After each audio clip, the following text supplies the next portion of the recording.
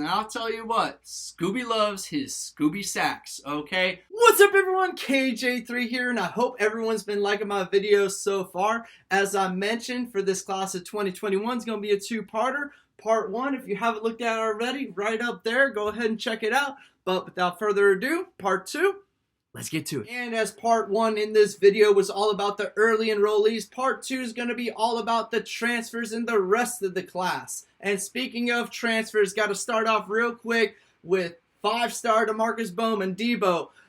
I already just did a video on him. Go ahead, check it out up there. There's not much more I can cover in this video that I covered in the last one other than, plain and simple, this guy's going to be a superstar. Which brings me to our next person, Dejuan Black, #1 JUCO transfer, and he's been waiting to get on Florida's campus for 2 straight years. He's extremely versatile. He's the linebacker that we are going to be needing because he can also swap over and play a star position or a safety position if need be. He's just that versatile. And he's someone that I am expecting to be an immediate impact on our defense, playing the linebacker position alongside Ventrell Miller, who's getting all SEC hype this season. Anyways, Dejuan Black, going to be a very good linebacker for us, even though we only got him for a couple years.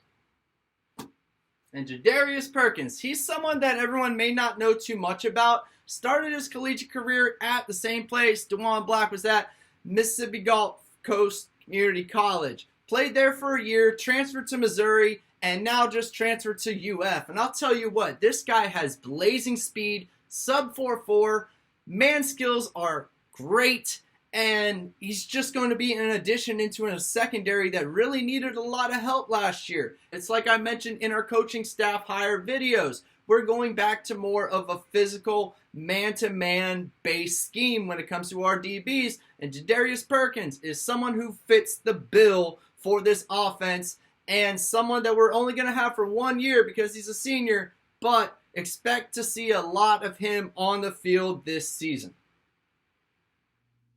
Now these next 2 D-line transfers I think are both highly underrated. You got Dequan Newkirk from Auburn, and you got Antonio Valentino from Penn State. We're going to have 1 year each of these as their grad senior transfers, but expect both of them to be pushing alongside Gervon Dexter for that starting defensive tackle position, because losing Kyrie Campbell hurts a little bit, and Gervon Dexter's still a little bit raw, so my eyes are on Valentino to take the starting job, but that is going to be an open battle in this upcoming fall camp. Which brings me to the last transfer in this class. Kicker, Jace Kreisman from Mississippi State. Transferred in, he's Mississippi State's most accurate kicker, and Mike Leach just hates kickers. So Evan McPherson went pro. We need a kicker for the year. It appears that this is going to be his job to take until Trey Smack gets on campus next year. And now that we got transfers out of the way, we can talk about Jeremiah Scoby Williams. And I'll tell you what, Scoby loves his Scoby sacks, okay? We once again went into Alabama, battled Nick Saban, and won over this top 75 recruit. This is someone who's just quick. Quick first step, quick to the ball, always pursuing the ball, trying to get involved in a tackle. Someone that we're going to want to see on our D-line, and also somewhat as a hybrid linebacker as well, similar to what Mo Diabate is doing for us at the moment. This is someone that I expect to be involved in rotation play and get some starts throughout the season and be a starter in his upperclassman years. Next on the list, wide receiver Marcus Burke out of Jacksonville. We don't really recruit Jacksonville that well, so this one was a big recruit to land. Once again, very fast, just like the receivers that I've been mentioning. He's got a daunting catch radius, so his catch radius is absolutely amazing. He jumps out the gym and everything. This guy is going to be more so of a boundary receiver. He needs to work a little bit more on route running and catching over the middle, but it's someone for Billy Gonzalez definitely to work with, mold, elevate to an elite status.